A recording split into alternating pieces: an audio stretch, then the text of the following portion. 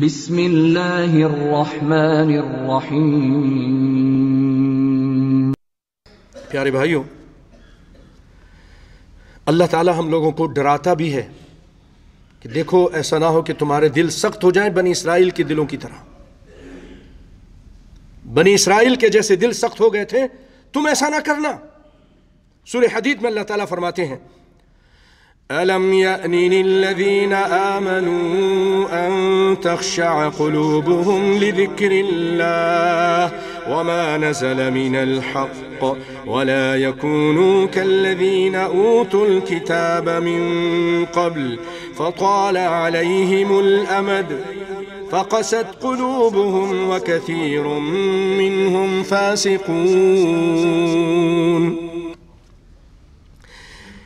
اللہ فرماتے ہیں أَلَمْ يَأْنِ لِلَّذِينَ آمَنُوا أَن تَخْشَعَ قُلُوبُهُمْ، کیا وہ وقت نہیں آیا، کیا وہ گھڑی نہیں آئی ابھی تک کہ أَن تَخْشَعَ قُلُوبُهُمْ، اے مومنو تمہارے دل بھی ڈر جائیں، خشیت اختیار کریں، خوف اختیار کریں، ان کے دل ڈر جائیں اللہ کے ذکر سے، اللہ کے ذکر سن کر نرم ہو جائیں، خشیت پیدا ہو جائے۔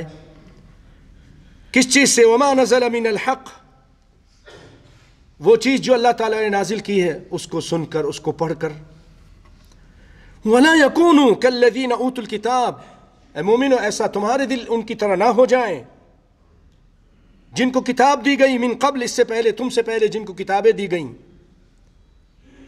فَطَالَ عَلَيْهِمُ الْأَمَدُ، جب مدت، وقت، عرصہ لمبا ہو گیا، بہت زیادہ ٹائم گزر گیا، فَقَسَتْ قُلُوبُهُمْ، ان کے دل سخت ہو گئے۔ اور اللہ فرماتے ہیں وَكَثِيرٌ مِّنْهُمْ فَاسِقُونَ، دل کا سخت ہو جانا، اللہ کہہ رہے ہیں کہ یہ لوگ فاسق۔ امام ابن القیم رحمہ اللہ تعالی ایک بڑی زبردست بات کہتے ہیں۔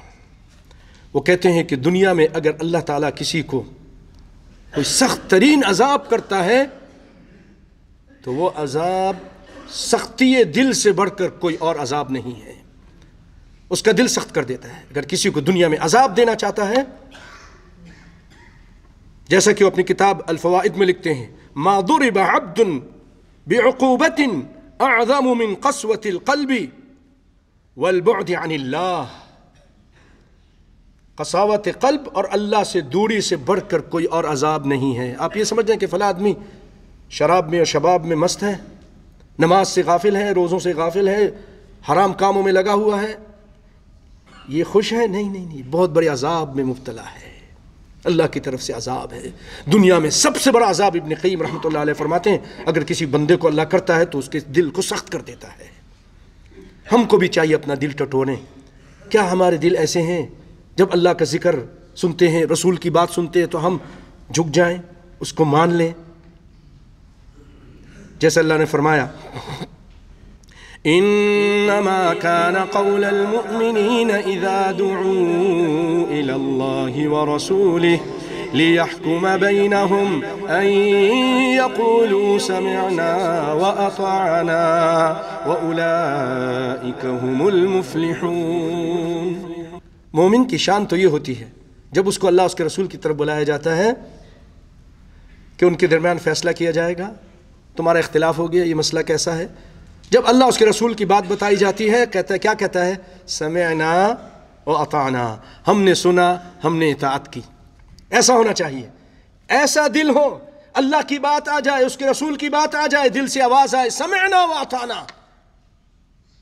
چاہے آپ کا باپ اس کے خلاف ہو، آپ کا پیر، آپ کا بزرگ، آپ کا استاد، آپ کا شیخ، آپ کا امام، آپ کی برادری، آپ کی سوسائٹی، پوری دنیا اس کے خلاف ہو، لیکن جب آپ نے اللہ اس کے رسول کی بات سن لی تو آپ کہیں گے میں اب اس کو مانوں گا، کیونکہ قیامت کے دن یہی چیز کام آئے گی، برادری، پوری دنیا کام نہیں آئے گی۔ پیارے بھائیو، امام مناوی رحمہ اللہ تعالیٰ اپنی کتاب فیض القدیر میں فرماتے ہیں القلب القاسی لا يقبل الحق، جو سخت دل ہوتا ہے ایک نشانی یہ ہے کہ حق کو قبول نہیں کرتا، اگرچہ بہت سارے دلیل ہوں، ان کثرت دلائل، فقلب القاسی لا يقبل الحق الا في حالة واحدة اذا كان معه، ہاں حق کو قبول نہیں کرتا لیکن اگر اس کا حق ہے تو اس کو کر لیتا ہے، اس کا اپنا کچھ مسئلہ ہے اور اس کو کوئی چیز ملنی ہے تو وہ پھر اس حق کو قبول کرتا ہے، ورنہ حق کو قبول نہیں کرتا۔ اور بھائیو، اسی طرح امام ابن القیم رحمہ اللہ تعالیٰ فرماتے ہیں کہ وَصَدَ الْقَلْبِ بِأَمْرَيْن، دل سخت ہوتے ہیں، اس کو زنگ لگتا ہے دو کاموں کی وجہ سے. دو اہم کام ہیں. میں آج اس کا ذکر کر کے اپنی بات کو ختم کروں گا. اس کا علاج اللہ نے چاہا تو آئندہ جمعے بتاؤں گا. ایک کام یہ ہے غفلت.